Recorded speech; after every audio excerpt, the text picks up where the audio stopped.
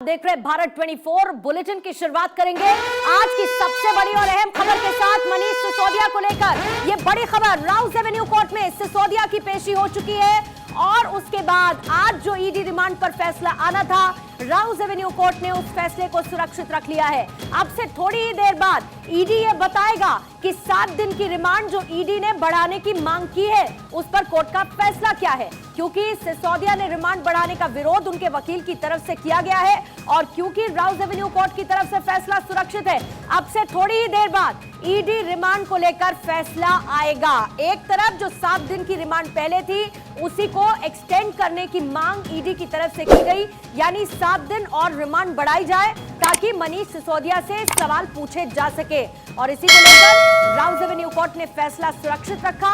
अब से थोड़ी ही देर में आएगा इस पर बड़ा फैसला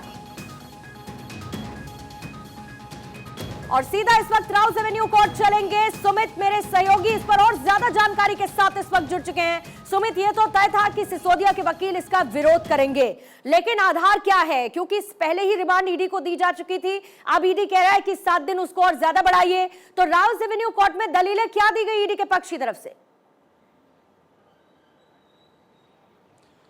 देखिए पूर्णिमा, कई अहम दलीलें ईडी की ओर से दी गई है। सबसे अहम बात जो ईडी ने कही है कि 22 जुलाई 2022 का जिक्र किया है यहाँ ईडी ने, जब मनीष सिसोदिया ने अपने फ़ोन को डिस्ट्रॉय कर दिया था, यानी कि तोड़ दिया था।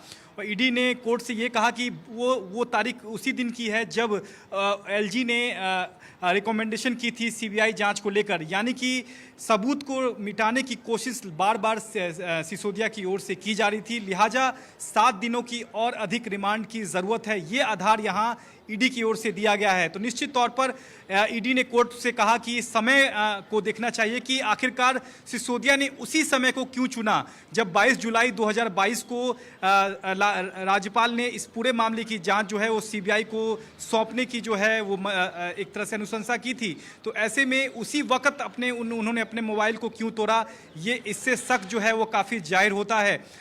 सिसोदिया ने ईडी की रिमांड का विरोध करते हुए कहा कि महज 7 दिन की जो रिमांड इससे पहले दी गई थी उसमें सिर्फ 11 घंटे ही पूछताछ हुई है, सिर्फ 4 लोगों से ही कन्फ्रंट कराया गया है, जो कि गलत है। लेकिन ईडी का साफ तौर पे कहना है कि इस मामले में मैं आपसे समझना चाहूँ कि जो वकील की तरफ से कहा गया कि ईडी को ये बताना होगा कि प्रोसीड ऑफ क्राइम क्या है, ना कि ये कि अपराध क्या हुआ, इसका मतलब क्या है, इस दलील का आधार क्या है? दूसरी तरफ सिसोदिया की तरफ से यह भी कहा गया वकील की तरफ से कि अगर क्रॉस क्वेश्चनिंग होनी है तो वो तो समन करके भी जारी किया जा सकता है, उसके लिए किसी भी तरीके की ईडी हिरासत की जरूरत तो है नहीं।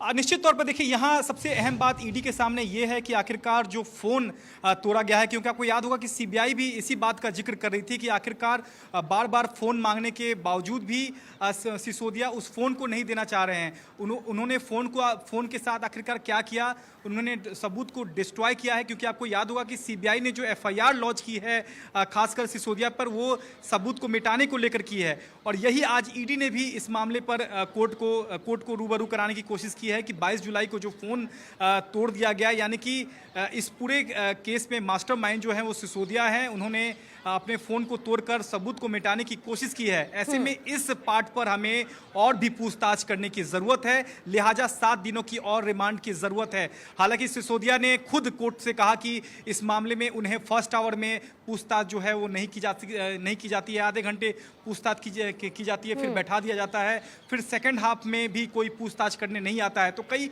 आरोप जो हैं वो सिसोदिया की ओर से लगाए गए। बड़ी बात यह है कि लगभग क्लाउड से सिसोदिया के 1,23,000 ऐसे ईमेल्स हैं जो डंप किए गए थे, उसे बरामद क्लाउड से कर लिया गया। पहली चीज ये, 3 लोगों से आमने सामने बैठाकर पूछताछ की जा चुकी है, जिसमें से अरविंद है, गोपी कृष्ण है, संजय गोयल है, इनके सामने बैठाकर क्रॉस क्वेश्चनिंग हो चुकी है। तो अब आगे ईडी चाहता क्या है आने वाले 7 दिन के लिए? वो ये किसके सामने बैठाकर मनीष सिसोदिया से सवाल जवाब करना चाहता है जो एफआईआर में शामिल किया गया है इस पूरे घोटाले मामले में?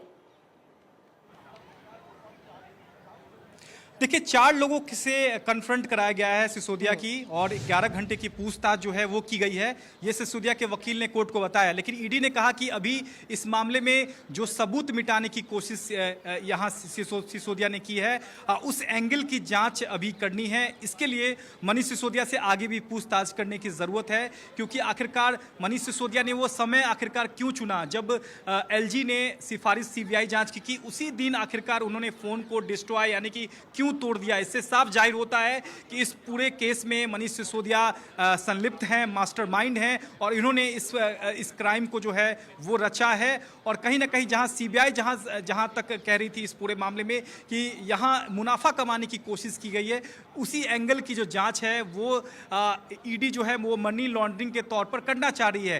अब फिलहाल सबूत आखिरकार मिटाने की आखिरकार क्यों वजह पड़ी, ये आगे जांच के लिए ईडी ने इसका आधार बताया है कि 7 दिनों की और अधिक रिमांड की जरूरत है। उस पर कोर्ट ने सुनवाई के बाद अपना आदेश सुरक्षित रख लिया है। सुनवाई के दौरान कोर्ट ने ईडी के जांच अधिकारी से भी पूछताछ का ब्यौरा मांगा और ईडी के जांच अधिकारी ने बताया कि हमने 4 लोगों से कन्फ्रंट करा है। कोर्ट कितनी देर में फैसला सुना सकता है?